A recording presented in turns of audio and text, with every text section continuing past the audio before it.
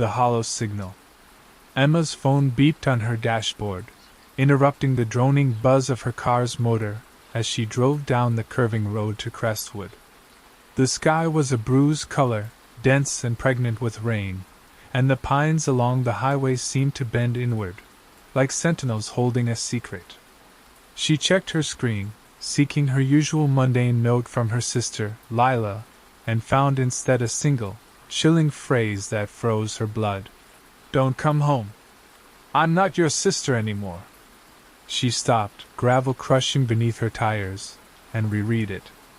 The words themselves did not register. Lila was always the reliable one, the one who remained in their hometown while Emma followed a journalism degree in the city. They'd not spoken for weeks, not after Emma said she'd come home for the weekend. Lila had been aloof then, but this was different. Emma called her sister's cell phone. Ring, ring, then a flat, robotic sound, like a line dropped dead. She called again. Same result. Fingers poised over her fingertips, her thumbs flying across her screen, crafting a reply. "Lila, what is wrong? Call me." Only her phone wouldn't allow her to send it. Signal bars danced and then were gone altogether. Crestwood was just 10 miles away, a slumbering town located in a valley where cell reception was notoriously bad. Emma convinced herself that it was just the network, but the message nagged her. She restarted the car and drove on, the radio crackling out static as she tried tuning in, hoping for a signal. All the stations were identical, a low, pulsating hum, like a heart stuck in the signals between broadcasts. The town came into view beyond a bend, its weathered but readable wood signs saying, "Welcome to Crestwood, Pop 1204. Its streets were vacant, its stores shut, although it was just late afternoon. Emma's home from her childhood was at town's edge, a 2-story house whose paint was peeling off and whose porch sagged. Lila's car was in the driveway, but its windows were unlit. She drew up and climbed out, her nose twitching in reaction to the smell of damp soil. The front entrance was open. "Lila?" called Emma, her voice ringing out in the dim entryway. No reply. The house was wrong, too silent, like it was waiting for her to breathe. She walked past the living room, registering the familiar furniture, the worn-out couch, the coffee table where Lila's tidy piles of books sat. But something was off-kilter. The family photos along the mantelpiece were vanished. In their place, alone, sat an old radio, its dials corroded, its bent antennae. Emma turned it on, half expecting silence. But instead there was a low hum filling the room, familiar to her from her car radio. The sound pulsed, rhythmic, almost alive. She twisted the dial, but nothing changed. It increased in volume, thudding into her eardrums, and for an instant she could have sworn that she heard a voice, Lila's voice, whisper an incomprehensible sound. She switched off the radio, her heart hammering in her chest. Upstairs, Lila's room lay bare. The bed was unmade and sheets were tangled, as if Lila had run out in a hurry. Her phone sat on her nightstand, cracked screen but still powered up. Emma unlocked it. She'd always set their mother's birthday as its passcode. The message screen was open, and Emma's text sat unanswered. But there was another, sent to an unknown number. "It's in the tower. Don't let it out." The tower. Emma's stomach twisted into knots. All anyone in Crestwood knew about was the abandoned radio tower on the hill, a remnant from the town's brief history as a broadcasting center all those decades ago. It stood for years, stripped down and skeletal, dominating the valley. Children spun tales about it, ghostly whispers, eerie flashes, but Emma never believed them.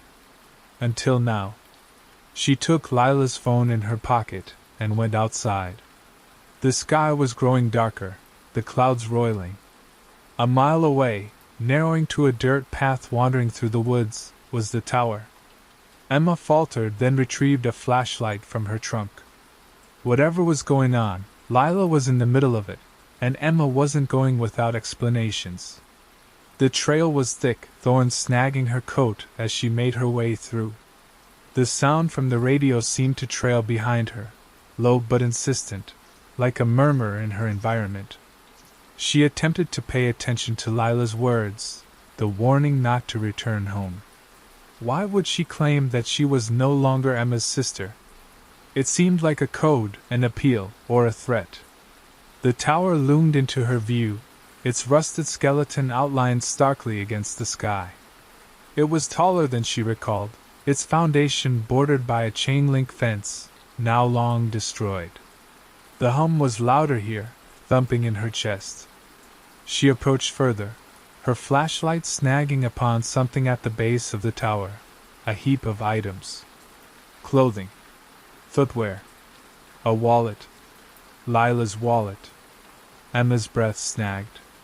She knelt, digging through the contents. They weren't all Lila's. There were others, keys, a watch, a child's knapsack. Her fingers quivered as she rose, holding up the light. The tower seemed to throb, its metal creaking softly, as though alive. And then, from somewhere above, a voice, not Lila's, but an imitation, called out, "Emma! Come closer!" She lurched back, her flashlight trembling in her hand. The voice wasn't from in front, though that's where she was looking. The voice was in her brain, cold and distinct, like a signal digging into her head. Emma's legs were moving before her brain caught up, carrying her across from the tower and down toward the path. The voice, Lila's, but not her voice, stuck in her head, achingly invasive, like a needle inserting itself through her brain. She gripped the flashlight, its beam a slash through the growing darkness of the woods. But the hum trailed after her, getting louder with each step. It wasn't just in her hearing anymore. It seemed like it was inside her, thrumming through her bones. She slammed the door shut behind her as she entered the house, and the silence within was more deafening than the hum, heavy and waiting. She bolted the door, although she knew that would be pointless. Whatever was outside did not require an unlocked door to enter. She collapsed onto the couch, Lila's phone still in her pocket. The cracked screen pulsed softly when she took it out, the message to the mysterious number ingrained in her brain like an afterimage. "It's in the tower. Don't let it out." Emma's fingers trembled while scrolling through Lila's recent history. There were no calls, no texts, but the note-taking app was cluttered with entries, time-stamped 2 weeks ago. The first one was brief. "Heard it last night. Radio in the attic. Knows my name." The second, from a day later. "It's not static. Trying to talk. I turned it off, but it keeps switching back on." The entries became erratic, disjointed. "Do not look at tower. Sees you. Wants you to hear." The previous note was yesterday's. "I'm not me any longer. It's happening piece by piece. If Emma appears, have her stay away." Emma's throat constricted. She wished that it was a prank, a nervous breakdown, something other than what was clawing its way into her mind. Lila wasn't herself. Something had gotten into her, something connected to that tower and its incessant hum. She rose, pacing across the living room, her gaze flying to the old radio on the mantelpiece. It was turned off, but she unplugged it anyway, ripping the cord from the wall. She required answers. Crestwood did possess a library, small but full of local history. Whatever story the tower had, it would be there. Taking her keys, Emma drove into town, the hum decreasing somewhat, and pushed inside into the library. The building was a squat brick one, its windows as gloomy as everything else in Crestwood.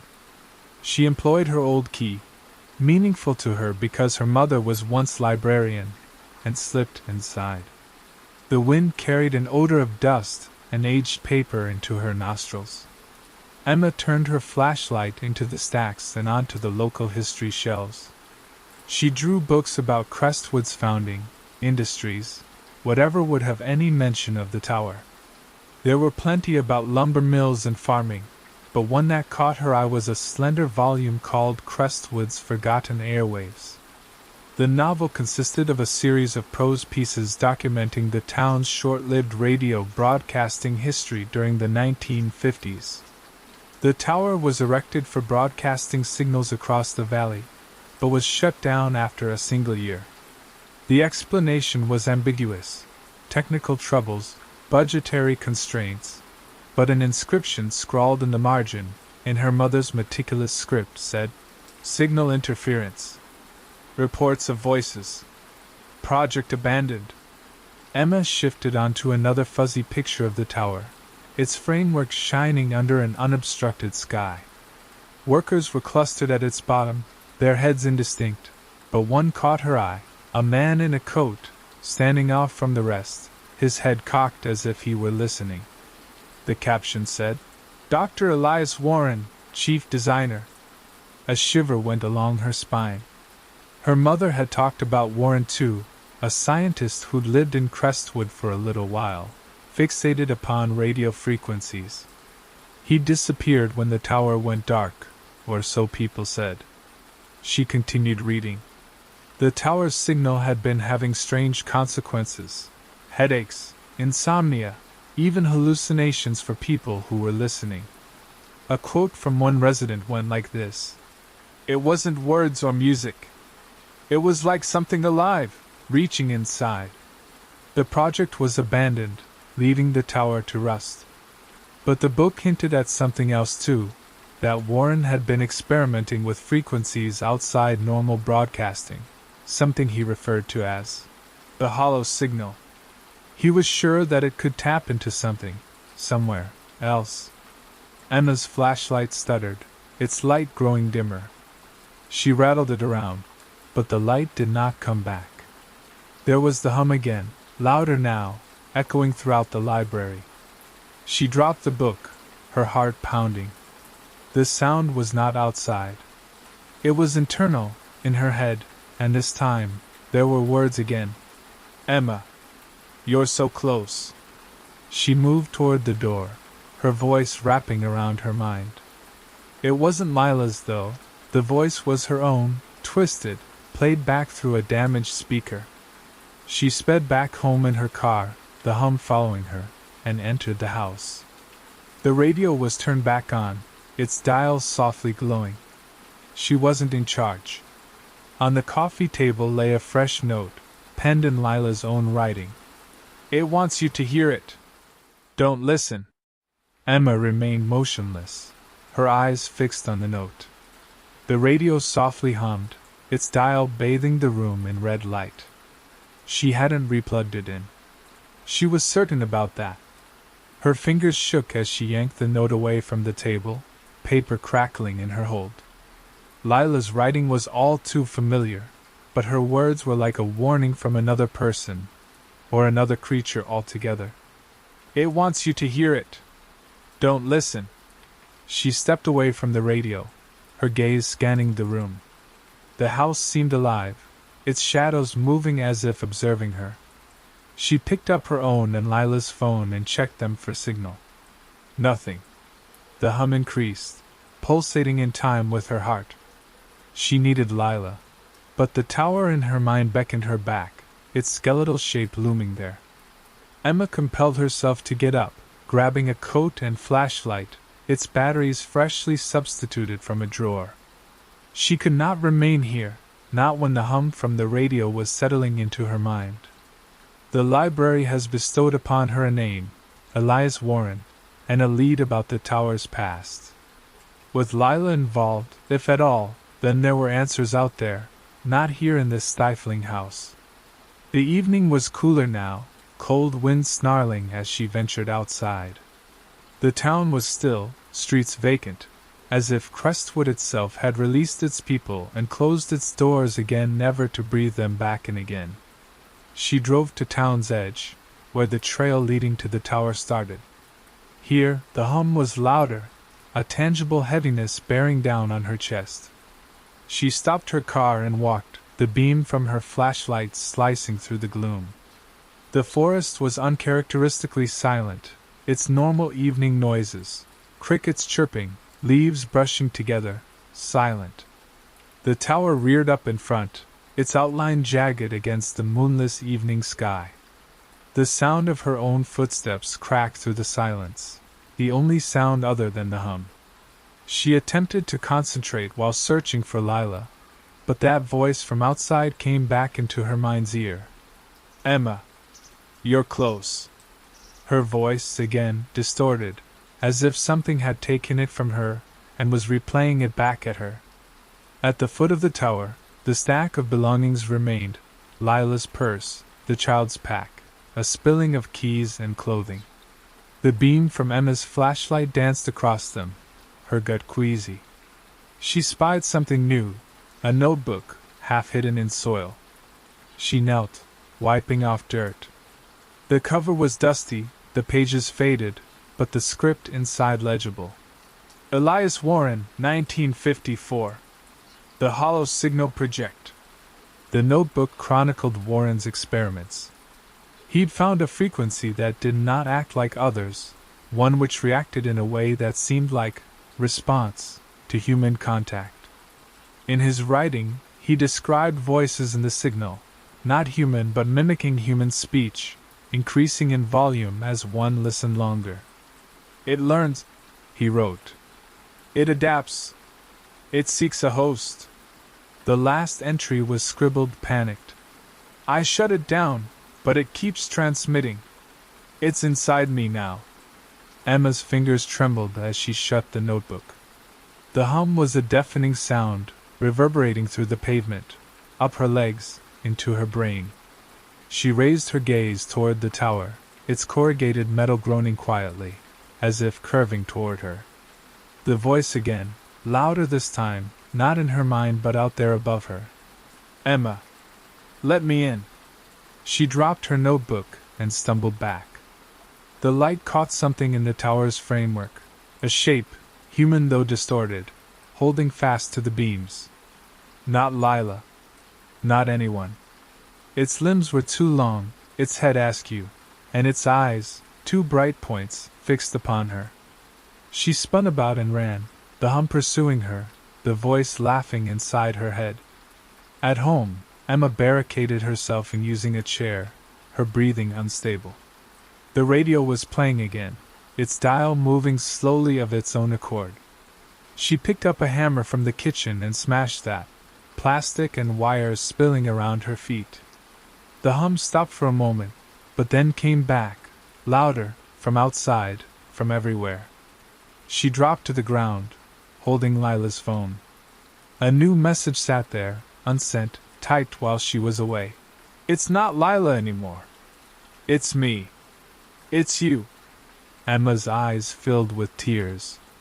She couldn't tell if it was Lila's words or something else in Lila's phone, Lila's voice, Lila's face. It needed to be destroyed. It was the wellspring, the center of whatever this is. But the prospect of returning, seeing that shape again, made her shudder. She recalled Warren's journal. It wants a host. Was that what became of Lila? Of the others whose items were abandoned? The hum pulsed once again, and with it came a whisper. "Emma, you can't run." She shut her eyes, attempting to shut it out, but now it was within her, a signal that could not be silenced. Dawn crept into Crestwood, but light offered no solace.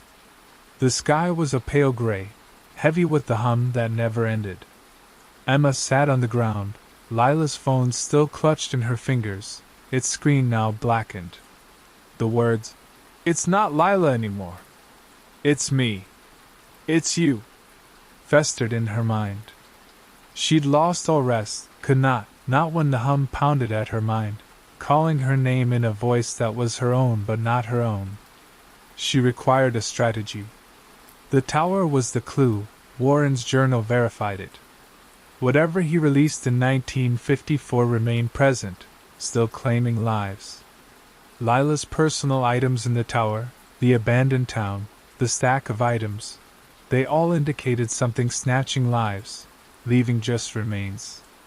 Emma's terror was living, digging into her chest, but she couldn't go without Lila. She had to attempt it. She scrounged around in the garage and came up with a crowbar and a gas can. If this tower was transmitting this signal, she'd burn it to the ground.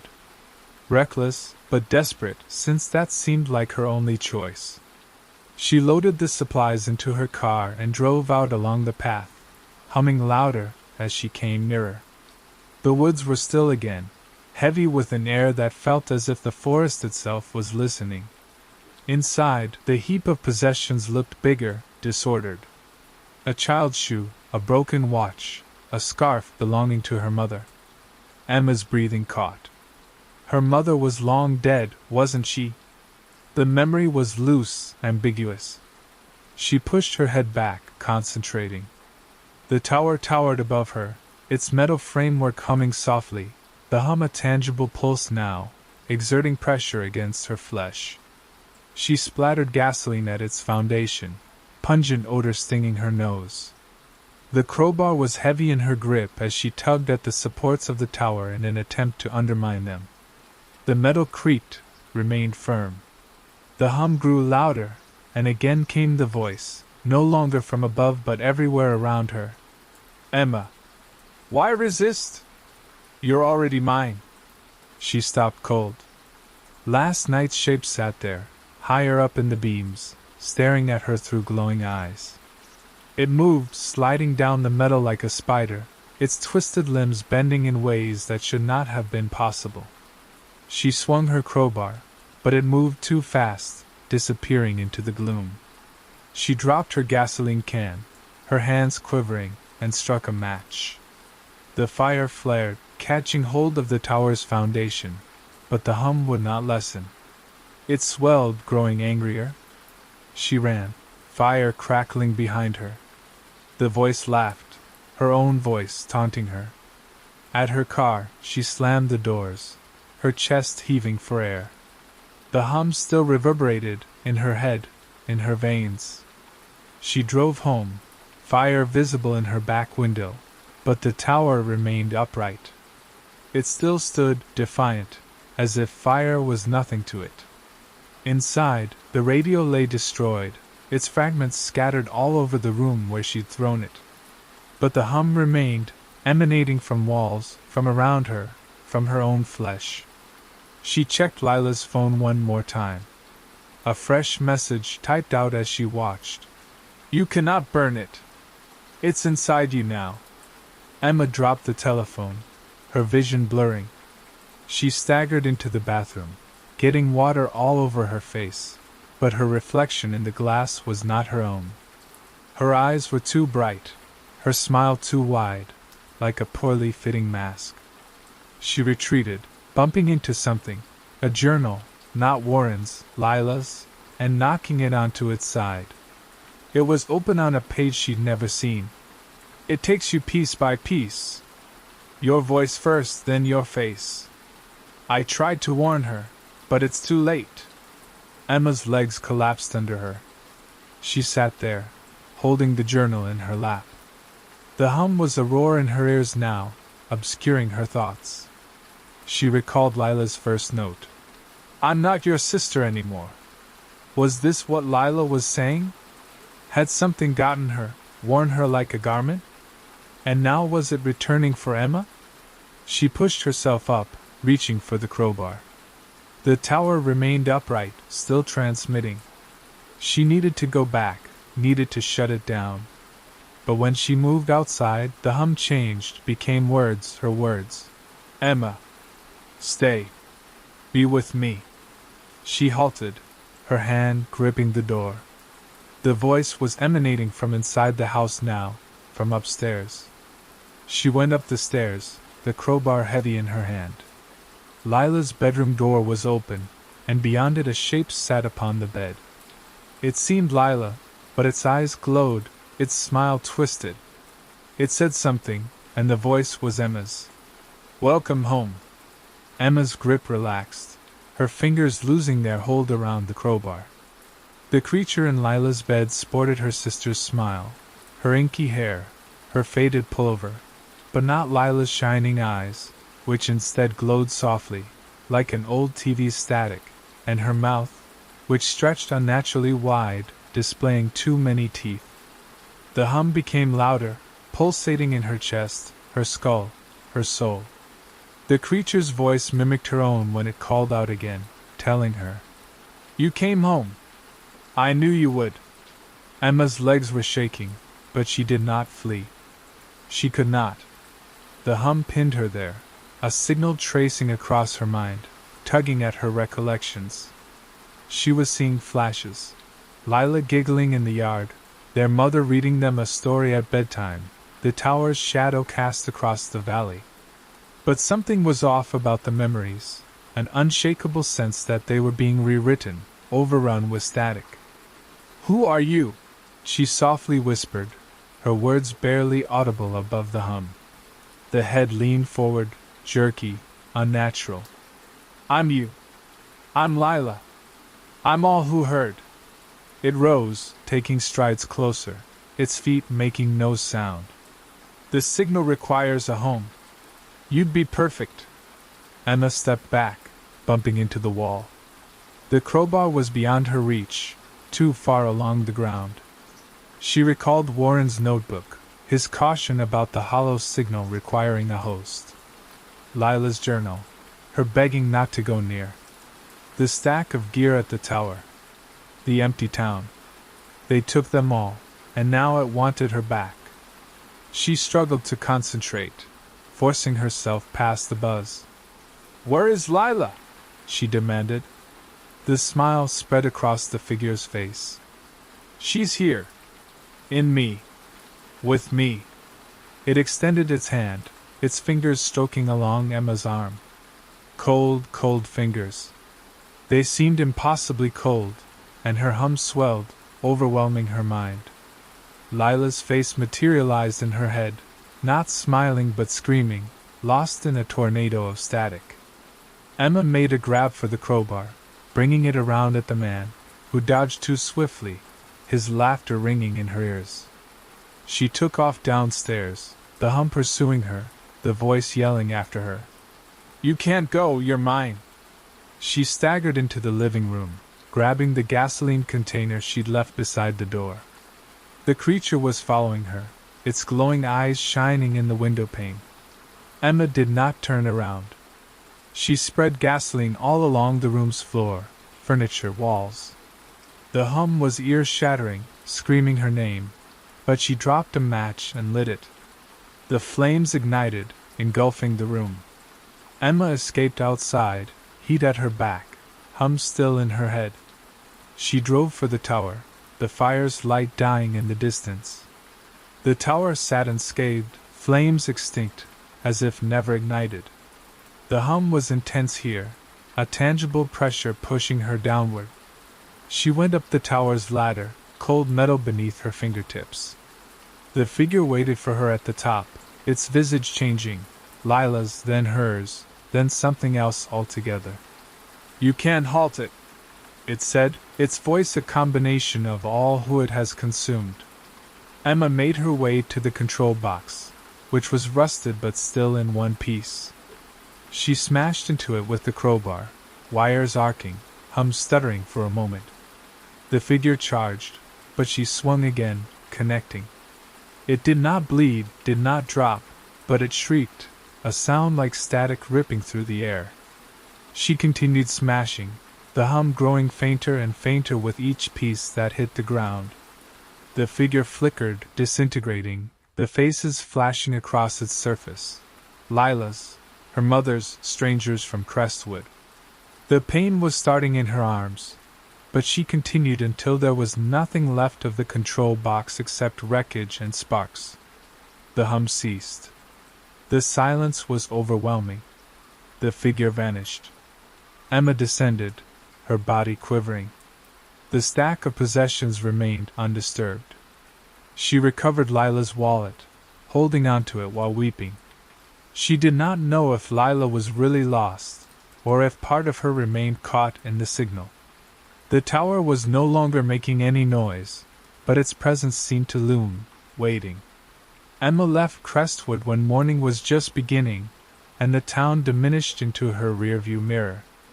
Her phone buzzed, signal returning at last. A new text from Lila's number came across. "Thank you?" She did not respond. She did not know if Lila, or the signal, was playing one final joke. The highway lay empty, extending in front of her, and Emma drove, silence louder even than hum once was. Through the glass, darkly, Nora first observed the lag in her reflection 3 weeks ago. It was minute, a fraction of a second, but certain. She was brushing her teeth in front of the bathroom mirror, her mind wandering through the drudgery of habit. She blinked, and her reflection blinked along, with a heart's beat delay. Her toothbrush halted in her palm, foamy strands dripping onto the sink. She blinked again, intentionally, observing the glass. Her reflection's eyelids flickered, but out of harmony. It seemed as though glass contained a laggy copy, a shadow playing catch-up. It was a matter of exhaustion, she convinced herself. Her work at the library required her to spend long hours in a dingy basement cataloging old books. Sleep became an intermittent visitor, and her eyes would aching from fatigue. Just a trick of the mind, a malfunction in perception, she convinced herself. But then it happened again, 2 nights later, and again 3 nights later. Each time, the delay became more acute, a slow lag that sent shivers down her spine. Nora lived alone in a small flat at town's edge, where walls groaned and windows shook in wind gusts. The antique mirror, whose glass was speckled as if bearing age spots like freckles on elderly skin, came with the flat. She'd always loved its old-fashioned beauty, a piece left behind from another era. Now, it seemed a watching eye. She attempted to ignore it. She tucked a sheet across the mirror, but in the morning, the sheet slipped off, as if pushed from under by an invisible hand. She avoided direct glances at her reflection, scrubbing her teeth while staring at the sink. But the feeling of being watched did not leave her alone. In the evening, the apartment seemed cramped, the air heavy, as if the presence of the mirror weighed on the walls.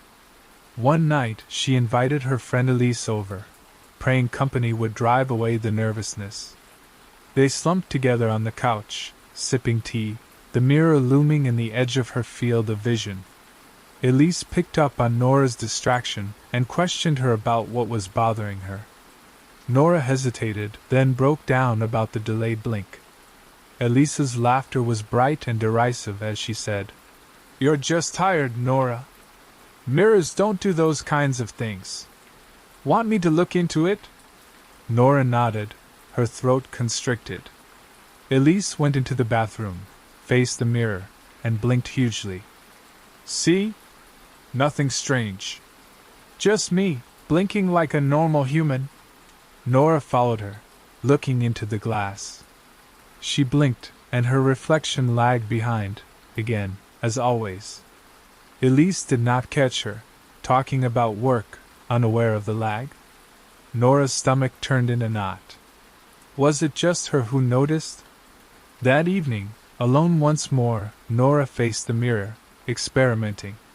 She blinked fast, then slowly, counting off seconds. Her reflection duplicated every motion, but always lagging a fraction behind. She inched forward, her hot breath clouding glass. Her reflection's gaze was keener, more intent, like it was examining her. She retreated, pulse thumping, and extinguished the light. In dark, she could have sworn there was a tap from the surface of the glass.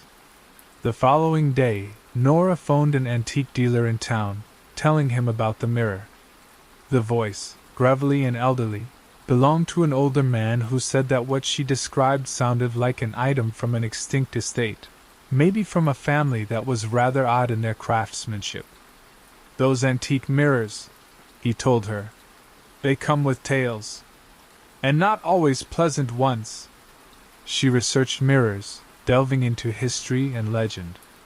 Mirrors were said in some cultures to trap the soul or lead one into other worlds. She came across tales of haunted mirrors, moving reflections, but pushed them aside as mere superstition. Yet a seed of doubt was planted. She seemed to notice other strange occurrences. Her reflection's hair was a fraction longer, its posture straighter, as if perfecting itself. The delay was almost a full second by the third week. Nora no longer slept soundly. Her dreams were made up of glassy surfaces and unblinking eyes. She thought about getting rid of the mirror, but considered that too terrifying, like it would stalk her. She was bound to it, tied fast by an unseen thread. She went in front of it every evening, helpless, watching her slow mimicry in its reflection. She stood in her bathroom tonight, under the humming fluorescent light above. She blinked, counting under her breath. 1, 2. Her reflection glared back, unblinking, wide-eyed and fixed. Her heart faltered. She blinked again, harder, but her reflection stayed motionless, its stare unbroken. The room became stifling, pushing inward toward her chest. She raised her hand, her fingers touching the cold glassy surface of the mirror. Her reflection's hand met hers, but its face did not match. It smiled, slow and studied curving of the lips. Nora did not happen. She took a step back, her heart thudding in her ears. The reflection's smile spread, its eyes glinting with an alive, knowing look. Nora turned and ran toward her bedroom, slamming the door shut behind her. She sat down, shivering, reassuring herself that it was a hallucination. But the mirror's presence remained, a heaviness in the room, as if watching from beyond the walls. Nora shunned the bathroom mirror the following day, making do with a small purse-sized hand mirror for brushing her hair or a quick glance at her face. The hand mirror was secure. Its reflection moved normally, no lag, no cold stillness. But the antique's allure was insistent. She could feel itself summoning her, a soundless call that drew at her mind. By evening, her will broke, and she found herself in front of it once again, heart in her throat. The reflection gazed back, unflinching, just as she did yesterday evening. Nora attempted to move swiftly, to surprise it. She waved her arm, cocked her head, blinked hard. The reflection mimicked every movement, but its gaze did not falter, wide-eyed as if stuck onto hers. The smile from yesterday evening was lost, a mask-like neutral expression instead. And in its stare lurked something, hunger or curiosity, or something sinister. She taped a blanket in front of the mirror, holding it in place, but her efforts seemed feeble, like it would slip off at any second. She turned off the light in the bathroom, expecting that the absence of light would break the spell. It did not. Under the faint light emanating from the hallway, she felt the presence of the mirror, like a waiting predator in concealment. Nora called Elise once again, her voice quivering while explaining the unblinking reflection. Elise, being practical as always, proposed that Nora was under pressure, perhaps even hallucinating. "You need a break," she said. "Come stay at my house tonight." Nora complied, grabbing a bag in shaky hands. But as her fingers went for her keys, her gaze darted toward the shrouded mirror. The blanket had slipped, and between slats, a slither of glass revealed itself. In it, her reflection was standing, while Nora was across the room. Its head was cocked, observing her. She ran to Elise's apartment, where there were no antique mirrors, just clean, unscarred glass. She felt protected there, but sleep did not come. She dreamed about the mirror, its rippled surface like water, her image stepping out from behind it, its cold, grasping hands. She awoke suddenly, Elise's guest room moonlit. The bedroom lacked a mirror, but she could see her own pale face reflected off the window pane. She blinked, and her reflection faltered, just a fraction behind. The following morning, Elise noticed Nora's pallor and urged her to go see a doctor. Nora acquiesced but knew no physician would be able to account for this. She went home, could not stay away, captivated by the unblinking pull of the mirror. The blanket was off, the mirror revealed.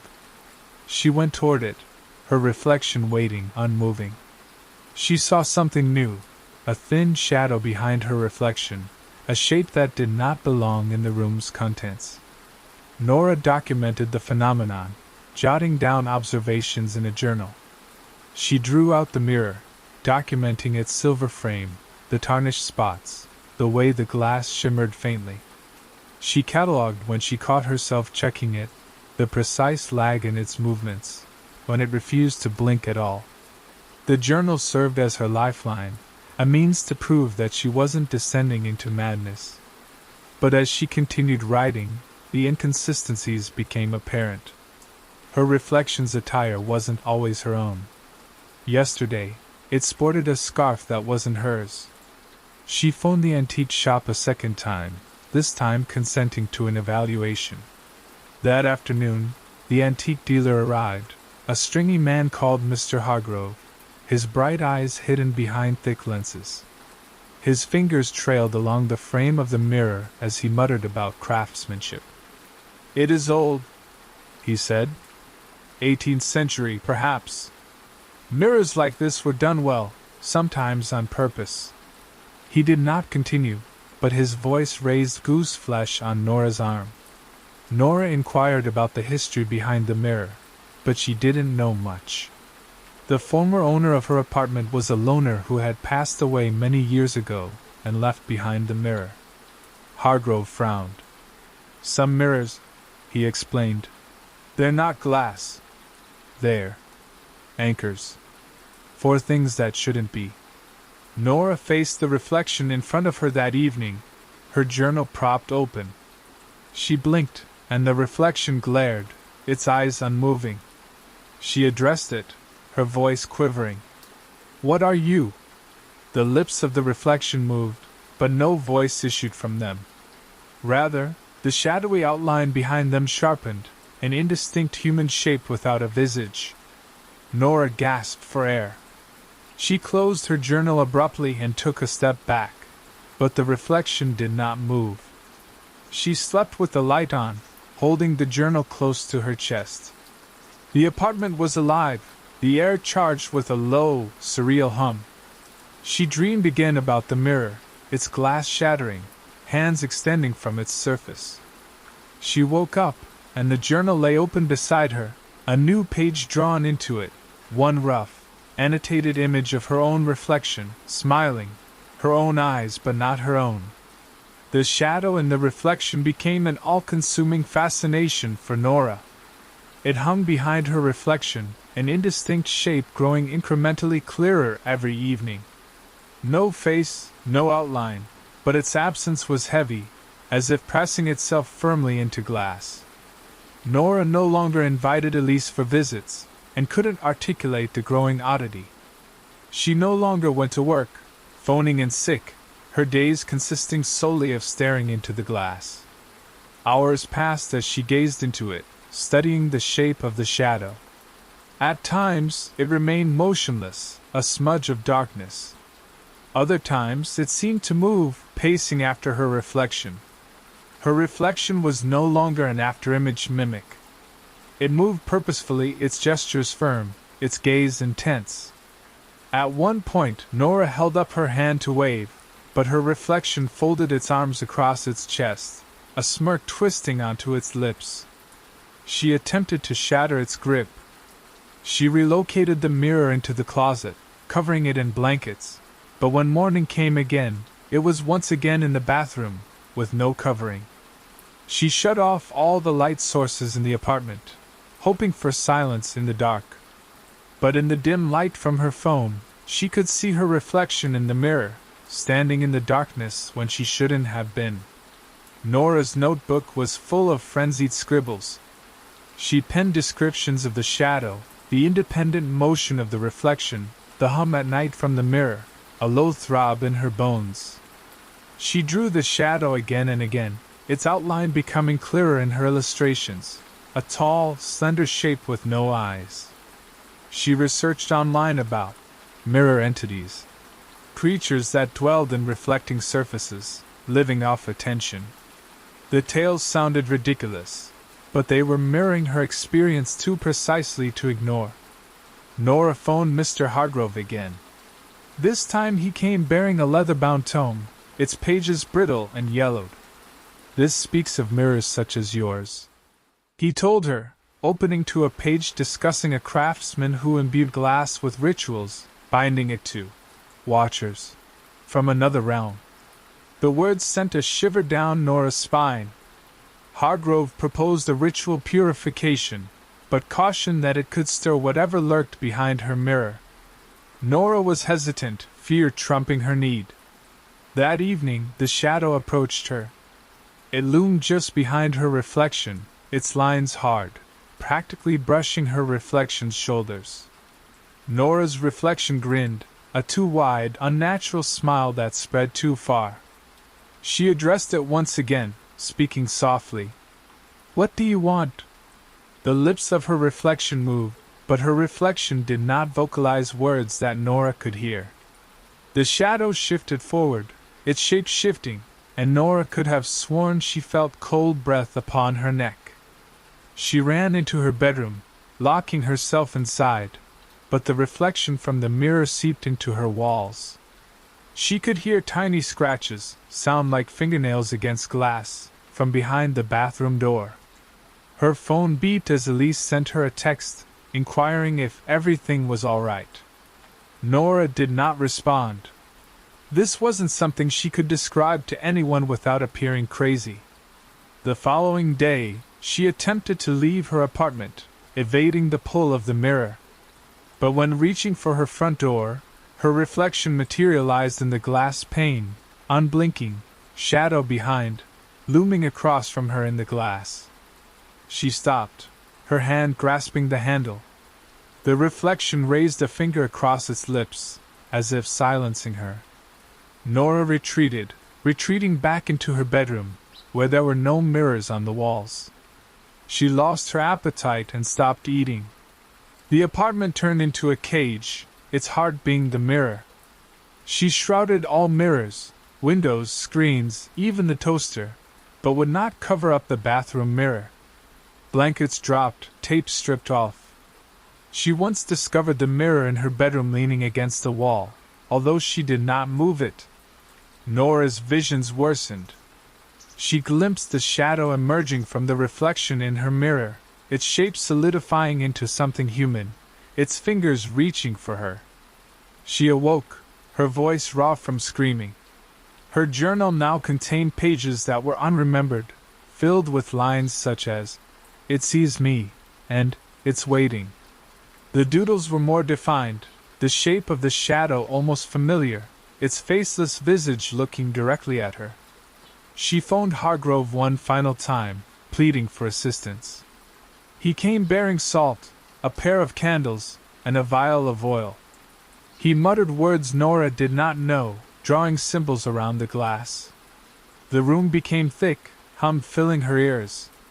Her reflection regarded her, narrowing its eyes, pulsating behind her. Hargrove's voice broke as he stopped, his voice barely a whisper. "Stronger than I expected."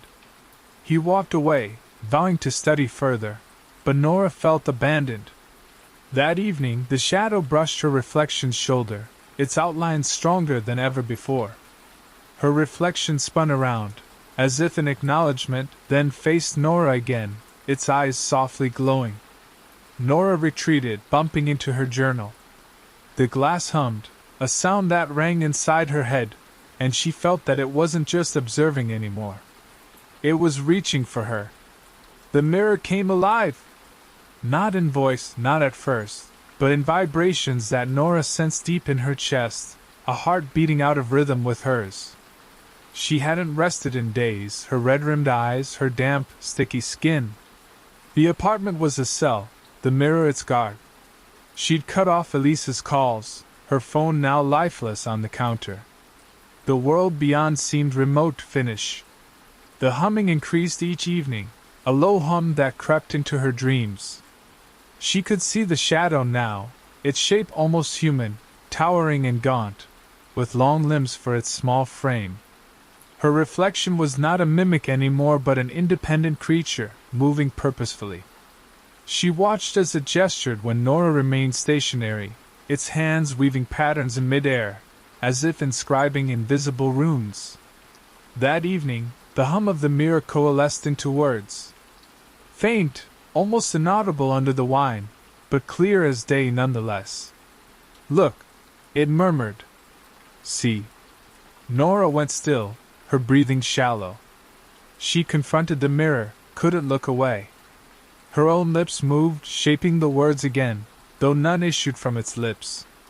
The shadow beyond its surface pulsed, its lines shifting, like something struggling to push forward through glass. Nora attempted to shatter the mirror. She picked up a hammer from a drawer, her hands trembling, and swung at the glass. The hammer rebounded, jarring her arms, leaving the mirror unscathed. She shrieked, her voice lost in the hum. Her reflection laughed, a soundless, mocking motion, its eyes glinting wickedly. The shadow moved closer, its shape filling the background, its existence smothering. It rang until Mr. Hargrove's voicemail picked up, her voice shaking as she begged for assistance, telling him about the voice, the shadow, the laugh from the reflection.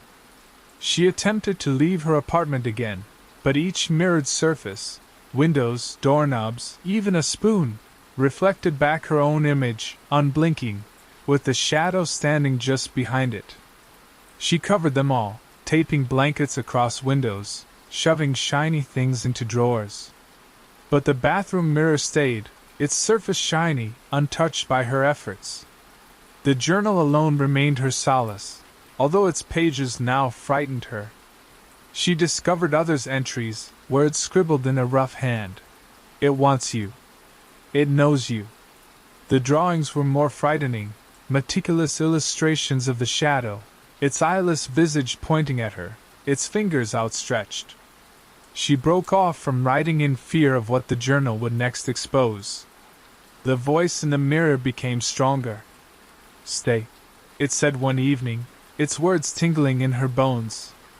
Nora was in front of it, hypnotized, her reflection a twisted copy of herself. Its hair was longer, its color whiter, its eyes enlarged. The shadow loomed behind it, its hands upon its shoulders, as though leading it. Nora's reflection waved her forward, and she moved closer, helpless, her fingertips touching glass. The surface rippled cold and liquid under her fingertips. Her reflection's hand touched hers, but something was off, too firm, too solid. She drew back, but the reflection refused to release her, its hold growing stronger. The shadow throbbed, its shape rippling along the glass, and Nora felt herself being pulled into the mirror, her essence sucked forward. She tugged her hand loose, collapsing onto the floor, her breathing harsh. She crept into her bedroom, locking the door, but the hum followed, louder now, filling up her apartment. Footsteps, light and intentional, paced outside her bedroom door. The mirror was in the bathroom, but its presence was everywhere, like it had penetrated into walls, into the air, into her head. She gripped her journal, flicking through its pages, discovering a new entry. You can't leave. It sees you. The following day, Nora attempted again to call Hargrove. His telephone was disconnected. A stranger picked up when Nora called the antique store, informing her Hargrove hadn't been seen for days. Nora's fear grew deeper. Had the mirror claimed him, too? She went online looking for explanations, reading about haunted objects, mirrors who stole souls. A single post outlined a ritual for exiling mirror beings, using salt, blood, and an incanted spell. Nora couldn't bring herself to try, fear of further antagonizing the mirror holding her back. That evening, the voice of the mirror was an order. Join. It declared. and the word resonated inside her head. Her reflection moved nearer to the glass, its mouth an inch from the glass, its gaze drilling into hers. The shadow was almost tangible now, its hands gripping her reflection's arms, holding them firmly in position. Nora's reflection said words without voice, its mouth shaping them. "You belong to me." Nora shrieked, retreating, but the hum of the mirror became ear-shattering, rattling walls. The lights faltered, and a coldness settled around her. She sensed the shadow behind her, although there was nothing when she turned around.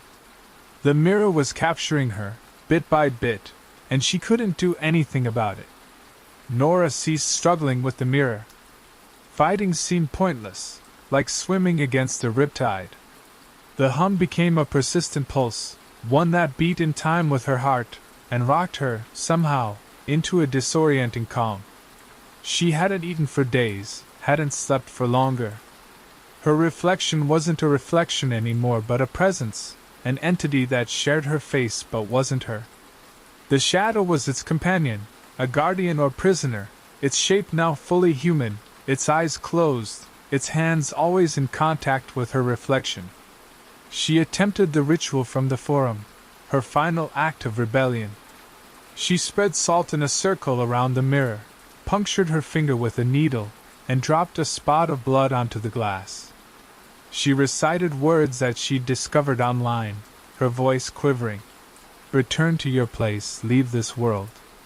The mirror shuddered, the hum building into a screech.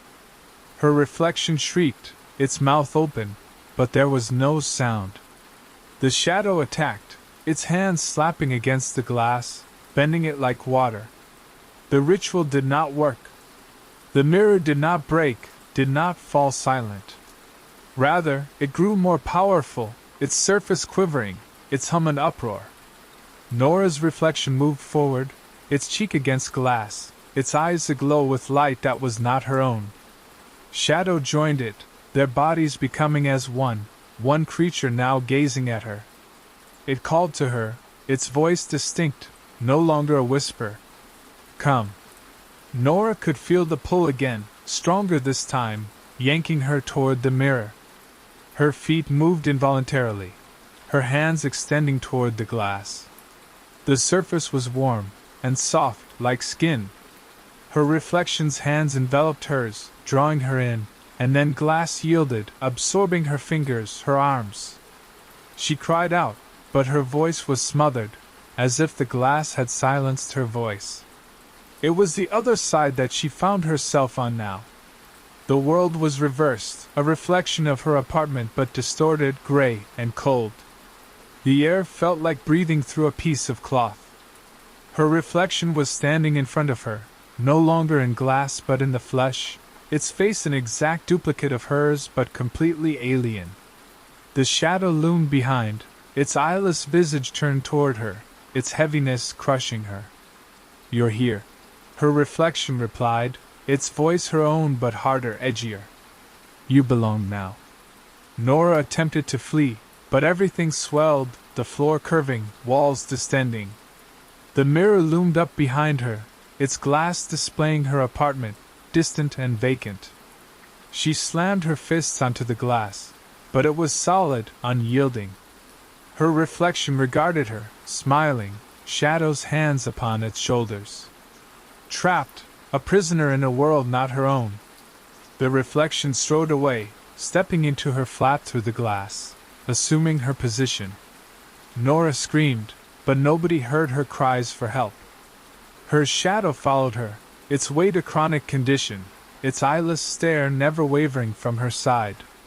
She could feel herself dissolving, her memories seeping away, as if sucked into the glass. Hours passed, or maybe days. Time lost all meaning here. The shadow would occasionally talk, its voice a hiss within her brain, informing her that she was a part of it now, part of the never-ending hunger of the mirror. She caught glimpses of herself living her life, smiling with Elise, working at the library, as if nothing was different. But Nora knew otherwise, it wasn't her. She discovered others in the world behind her reflection, phantoms captive like herself, their faces indistinct, their voices unheard. They floated lost, their eyes begging for freedom. The shadow drew sustenance from them, becoming stronger, its shape growing clearer by the second. Nora struggled to keep herself intact, remind herself of her own name, her own life, but it was ebbing away from her like sand from her fingertips. One day, a new presence caught her eye in the world between mirrors, a man with hard eyes and a cover-bound book. Hargrove. Trapped, just like her, his face white, his fingers quivering as he held the book. The shadow crept close behind him, its eyeless head turned toward Nora. She attempted to go to him, to caution him, but the shadow shifted, its fingers closing around her, drawing her further into grayness. The mirror alone remained now, a silent guardian in her living room. Her reflection, no, the creature that assumed her face, existed on, unseen by humanity. The mirror waited, its glass shining, for the next soul that would stay too long, glance too hard. And in the gray outside world, Nora disappeared, her cries unheard, her reflection smile her final glance.